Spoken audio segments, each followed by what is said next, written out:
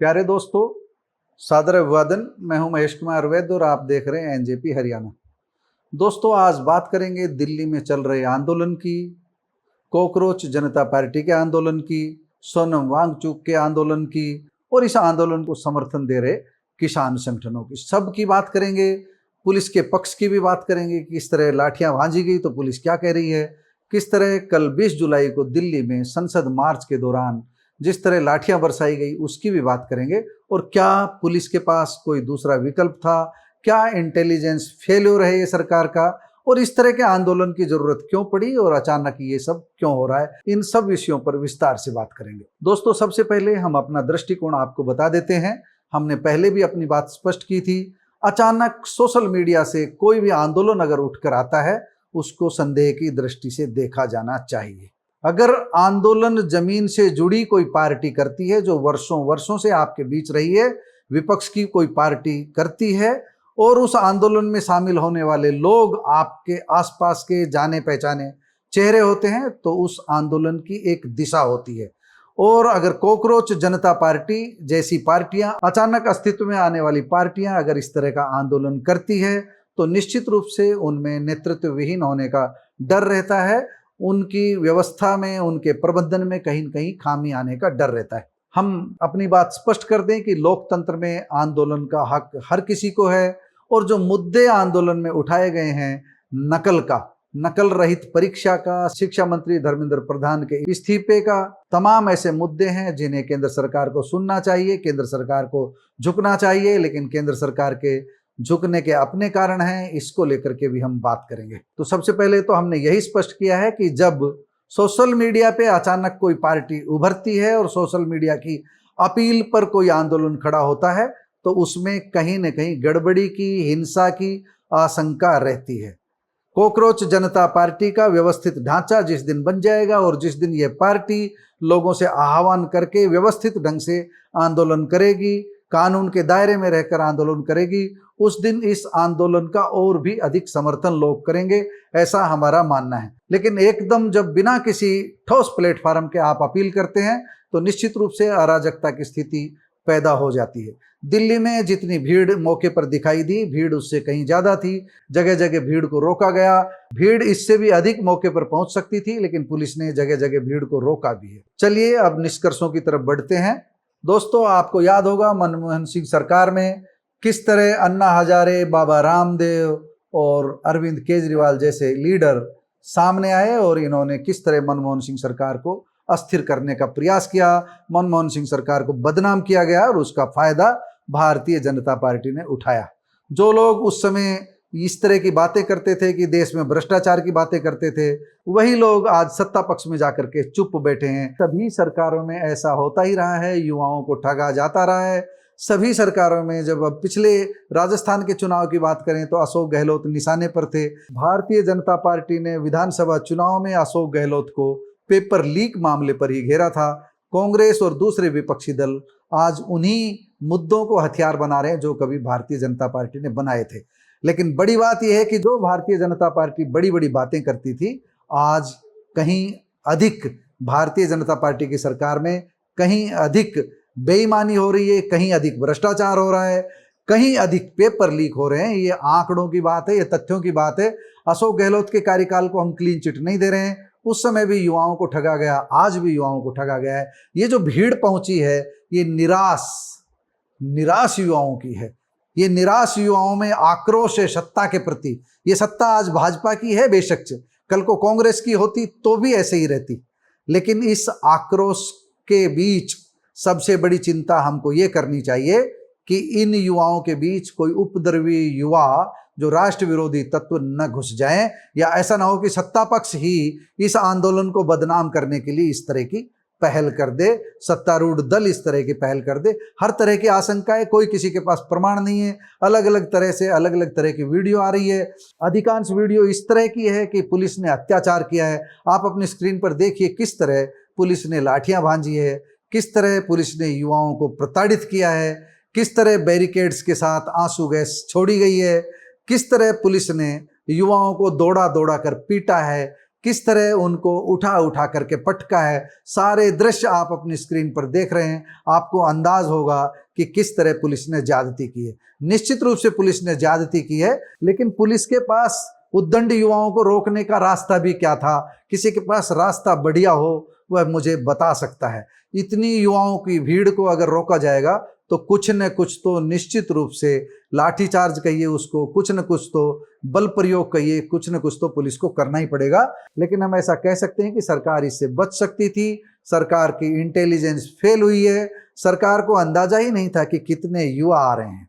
सरकार अभी भी यही सोच रही थी कि सब कुछ मोदीमय है। उन्हें पता ही नहीं है, सत्ता में बैठे लोगों को पता ही नहीं है कि मोदी का तिलिस्म अब टूट रहा है। मोदी के प्रति अब लोग मुखर होकर के बातें करने लगे हैं। भारतीय जनता पार्टी का राष्ट्रवाद का चोला अब उतरने लगा है। वैसी बात नहीं है। पहले लोग बोलने में हिचकते थे, अब लोग पिटकर भी बोलने के लिए तैयार हैं, डंडे खाकर भी बोलने के लिए तैयार हैं, जेल जाने के लिए भी तैयार हैं, सरकार से टकराने के लिए भी तैयार हैं। लेकिन बड़ी संख्या में ऐसे लोग भी हैं जो ये मान रहे हैं कि भारतीय जनता पार्टी ने यह आंदोलन खड़ा किया है ताकि उभरती कांग्रेस को बैकफुट पर धकेला जा सके।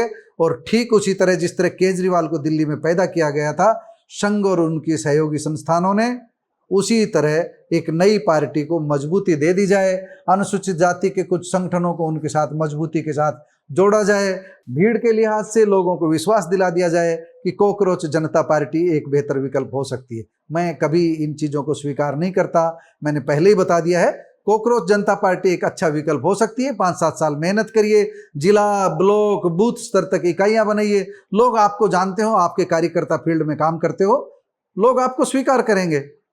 आप काम करेंगे लोगों के लिए तभी तो कोई आपको स्वीकार करेगा। एक सोशल मीडिया की अपील ये एक तरह से उन लोगों को आकर्षित करती है जिन लोगों को हम कह सकते हैं जिनमें आक्रोश गहरा है, जिन्हें पेपर देना था उनका पेपर लीक हो गया, जो मायूस हैं, ऐसे लोग वहां पहुंचे हैं। उनके प्रति सहानुभूति सरकार को रखनी चाहिए थी, उनसे बात भी करनी चाहिए थी, प्रताड़ना नहीं करनी चाहिए थी। लेकिन दूसरा उपाय कुछ बचा नहीं था। जिन परिस्थितियों में हल्का बल प्रयोग, भारी बल प्रयोग हुआ है, आपने अपनी स्क्रीन पर ही देखा है। इस मामले में दूसरा पक्ष भी है। कुछ वीडियो ऐसे भी आ रहे हैं जो पुलिस पर हमलावर अंदाज में, सीजेपी के कार्यकर्ता कहें या आंदोलनकारी कहें, जो हमलावर अंदाज में पुलिस पर हमला कर रहे हैं और पुलिस शालीनता पूर्वक अपने बचाव में मार भी खा रही है। इस तरह के वीडियो भी आए हैं। दोनों तरह के पक्ष हैं, क्या सही है क्या गलत है ये जांच का विषय है। लेकिन बिल्ली के गले में घंटी बांधेगा कौन? जांच तो वही होगी जो सरकार चाहेगी। इस तरह का माहौल नहीं है कि अभी जो सरकार के विपरीत कोई खड़ा होकर के जांच अधिकारी अपनी बात कह दे। तो दोस्तों बात करते हैं कि अब सबसे ज्यादा चर्चा पूरे देश में यही हो रही है। मुख्यधारा का मीडिया इस विषय पर मौन है। अन्ना हजारे के आंदोलन के समय गांव-गांव तक मुख्यधारा का मीडिया पहुंच गया था। अभी इस मुख्य कार्यक्रम को कवरेज करने में भी मुख्यधारा का मीडिया परहेज कर रहा है। लेकिन बड़ी बात यह है कि मुख्यधारा का मीडिया बेशक मौन हो, लेकिन सोशल मीडिया ने जन जन तक इस आंदोलन की आवाज को पहुंचा दिया है। अब कुछ महत्वपूर्ण जो रिपोर्ट्स आ रही है उस पर हम बात करते हैं। दोस्तों इस आंदोलन की शुरुआत छात्रों और युवाओं की उन मांगों को लेकर हुई थी जिनमें परीक्षा प्रणाली में अनियमितताओं को लेकर जवाबदेही तय करने की बात थी। शिक्षा मंत्री धर्मेंद्र प्रधान के इस्तीफे की मांग प्रमुख थी। सोमवार को संसद की ओर मार्च के दौरान पुलिस और प्रदर्शनकारियों के बीच टकराव हुआ, जिसके बाद आज मंगलवार को भी धरना जारी है, यानी 21 जुलाई को भी धरना जारी है। सीजेपी के लीडर अभिजीत दीपके ने अनशन शुरू किया था, लेकिन उन्होंने जल्दी ही अपना अनशन खत्म कर दिया। दीपके ने अनशन तब शुरू किया था जब सोनम वांगचुक को पुलिस जबरन उठा करके घटनास्थल से अस्पताल में भर्ती कराने ले गई थी। इस पर भी सवाल उठ रहे हैं कि पुलिस की कार्रवाई आलोचना के घेरे में है, कुछ सरकार की मजबूरी बता रहे हैं। हम निर्णय आप पर छोड़ते हैं, जनमत पर छोड़ते हैं, अपनी राय हम दे चुके हैं पुलिस के सामने। इस तरह की परिस्थितियों में कोई विकल्प नहीं बचता है। पुलिस को तो जान बचानी थी, हाईकोर्ट के भी आदेश थे, लेकिन सोनम वांगचुक के मुद्दे पर विचार किया जाना चाहिए। सरकार अहंकार में दिखती है, सरकार को बात करने जाना चाहिए था। सामाजिक कार्यकर्ता बड़ी संख्या में पहुंचे हैं, राजनीतिक कार्यकर्ता भी बड़ी संख्या में पहुंचे हैं। योगेंद्र यादव ने भी इस विषय में सवाल उठाए। आंदोलनकारियों की मदद के लिए उन्होंने आज सुबह 21 जुलाई को एक अपील भी की है कि कोई कहीं फंसा हुआ है, संकट में है, तो मदद के लिए उनसे संपर्क कर सकते हैं। सीजेपी के संस्थापक अभिजीत दीपके का कहना है कि आंदोलन पूरी तरह शांतिपूर्ण है। उनका उद्देश्य युवाओं की आवाज को सरकार तक, संसद तक पहुंचाना था। संसद की ओर बढ़ रहे प्रदर्शनकारियों पर बिना पर्याप्त चेतावनी के बल प्रयोग किया गया। सोशल मीडिया पर वायरल कुछ वीडियो में कथित लाठीचार्ज और धक्का मुक्की के दृश्य भी सामने आए हैं। आंदोलनकारियों का कहना है कि वह आंदोलन अभी जारी रखेंगे, लेकिन आगे बड़े मार्च की बजाय शांतिपूर्ण धरने और जन जागरण पर जोर देंगे ताकि लोग घायल न हो। कल कई मीडिया के साथी ये समझा रहे थे कि बैरिकेड्स पार नहीं करने हैं, संसद के द्वार बंद करने की नौबत आई, पुलिस की भगदड़ की नौबत आई। ऐसी भगदड़ से बचा जाना चाहिए, आंदोलनकारियों को भी एक सीमित दायरे में रहना चाहिए, ये हमारा मानना है। आंदोलन के मुद्दों को हम पूर्ण समर्थन देते हैं, लेकिन आंदोलन से निपटने की सरकार की रणनीति जो है उस पर भी विचार किया जाना चाहिए कि सरकार के पास दूसरा विकल्प क्या था। आपके पास कोई बेहतर विकल्प हो आप बता सकते हैं, हम आपके विकल्प पर विचार करेंगे। हालांकि दिल्ली पुलिस ने प्रदर्शनकारियों के आरोपों को पूरी तरह स्वीकार नहीं किया है। पुलिस का कहना है कि संसद क्षेत्र में निषेधाज्ञा लागू थी और प्रदर्शनकारियों ने प्रतिबंधित क्षेत्र की ओर बढ़ने का प्रयास किया, तब पुलिस को मजबूरी में हालात को नियंत्रण में रखने के लिए थोड़ा बहुत बल प्रयोग करना पड़ा। घटना के संबंध में प्राथमिकी भी दर्ज की गई है। इस मामले में अलग अलग नेताओं की अलग अलग तरह की प्रतिक्रियाएं आप कल से सुन ही रहे हैं, सबकी प्रतिक्रियाएं आप सुन चुके हैं। दूसरी ओर ये भी खबर आ रही है कि कॉकरोच जनता पार्टी समर्थकों और किसानों को दिल्ली पहुंचने से रोकने के लिए हरियाणा का बॉर्डर भी सील कर दिया गया है, यानी हरियाणा से भी किसान और दूसरे लोग दिल्ली जंतर मंतर पर पहुंचना चाह रहे हैं, लेकिन पुलिस ने यहां भी सील कर दिया है। कल भी पुलिस ने हरियाणा में कुछ लोगों को रोकने का प्रयास किया, लेकिन बड़ी संख्या में लोग हरियाणा से भी पहुंचे थे। अभी कुछ लेटेस्ट खबरें सोनम वांगचुक के बारे में भी आ रही है। दिल्ली हाईकोर्ट के आदेश पर उन्हें मेदांता अस्पताल में शिफ्ट किया जा रहा है गुरुग्राम के। उनके इलाज के लिए डॉक्टरों का एक पैनल बनेगा, ऐसी जानकारी आ रही है। सोनम वांगचुक 28 जून से भूख हड़ताल पर है। 18 जुलाई को तबीयत बिगड़ने के बाद पुलिस उन्हें जंतर मंतर से सफदरजंग अस्पताल ले गई थी, लेकिन उन्होंने अस्पताल से ही अपना अनशन जारी रखा और ये निवेदन भी किया पुलिस से कि उन्हें संसद के पैदल मार्च में, सीजेपी के पैदल मार्च में शामिल होने दिया जाए। हालांकि उन्हें इसकी अनुमति नहीं मिली। बड़ी खबर यह है कि नरेंद्र मोदी इस मामले में बोले हैं।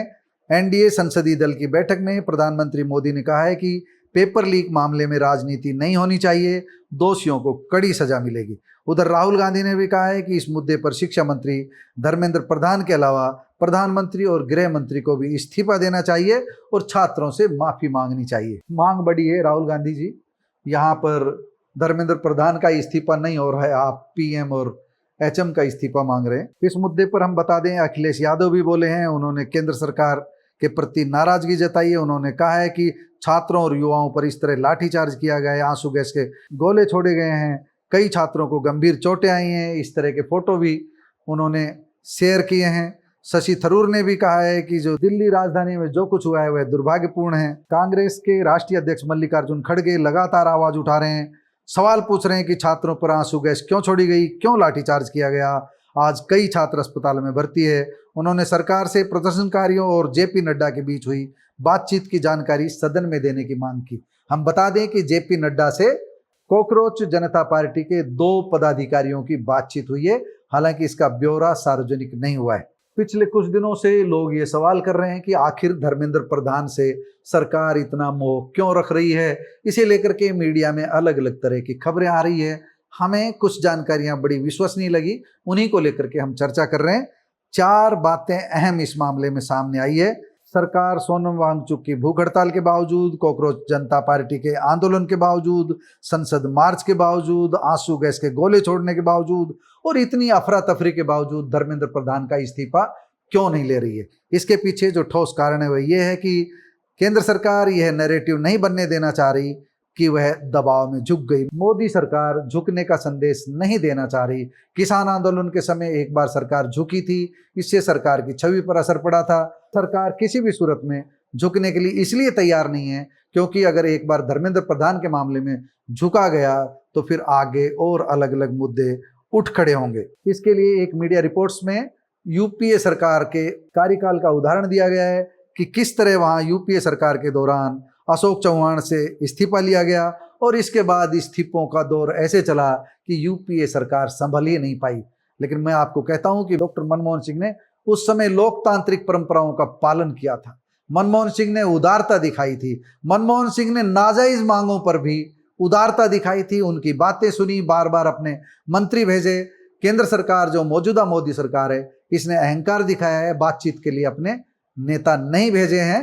हालांकि कल से संवाद शुरू हुआ है, जेपी नड्डा से कॉकरोच जनता पार्टी की बातचीत शुरू हुई है। धर्मेंद्र प्रधान भाजपा के ताकतवर नेता है, अगर उनका इस्तीफा लिया गया तो निश्चित रूप से केंद्र सरकार कमजोर होगी, इसीलिए उनका इस्तीफा नहीं लिया जा रहा है। कुल मिलाकर के अभी निष्कर्ष के रूप में बात करें तो आंदोलन जारी है, आंदोलन अव्यवस्थित है, नेतृत्वहीनता की स्थिति कई बार बनी है, अलग अलग मंच बने हुए हैं। अलग अलग मंचों से ये नहीं है कि मंच लग रहे हैं, यानी कि अभी व्यवस्थित इसलिए नहीं है क्योंकि कॉकरोच जनता पार्टी की पूरी टीम तैयार नहीं है। आनन फानन में, जल्दबाजी में ये आंदोलन शुरू हुआ है और जल्दबाजी में जो लोग पहुंचे हैं वहां पर, जो यूथ वहां पहुंचा है वह इसी तरह का यूथ है जिनके भीतर आक्रोश भरा हुआ है केंद्र सरकार की नीतियों को लेकर के, पेपर लीक को लेकर के। उनकी बात सुनी जानी चाहिए, उनकी आवाज सुनी जानी चाहिए, उनको प्यार और सहानुभूति की जरूरत है, लाठियों की नहीं। जितनी लाठियां बरसाई जाएगी केंद्र सरकार को उतना ही अधिक आक्रोश झेलना पड़ेगा। और इस मामले में प्रमुख विपक्षी दल कांग्रेस को भी मुखर होकर के सामने आने की जरूरत है। यह डर दिल से निकाल देना चाहिए कि इस आंदोलन के जरिए कुछ लोग कांग्रेस को कमजोर करने का प्रयास कर रहे हैं। कांग्रेस को अपना स्टैंड लेना चाहिए, इस मामले में लिया भी जा रहा है, लेकिन बेहतर होता इस आंदोलन को व्यवस्थित करने में भी कांग्रेस अपनी भूमिका निभाती। लेकिन हो सकता है कांग्रेस की अपनी रणनीति हो, कांग्रेस अपनी उस रणनीति पर चल रही हो जिस तरह की रणनीति पर भाजपा चल रही थी, यानी अन्ना हजारे और अरविंद केजरीवाल के आंदोलन से भाजपा दूर दिख रही थी। लेकिन वह आंदोलन भाजपा को पता था उन्हें फायदा पहुंचाएगा, लेकिन भाजपा के साथ फर्क समझ लेना चाहिए कांग्रेस को। लेकिन भाजपा के साथ पूरा राष्ट्रीय मीडिया खड़ा था, कांग्रेस के साथ मीडिया नहीं है। राहुल गांधी को अलग अलग मंचों पर आकर सोशल मीडिया प्लेटफॉर्म के माध्यम से अपनी बात पहुंचानी पड़ रही है।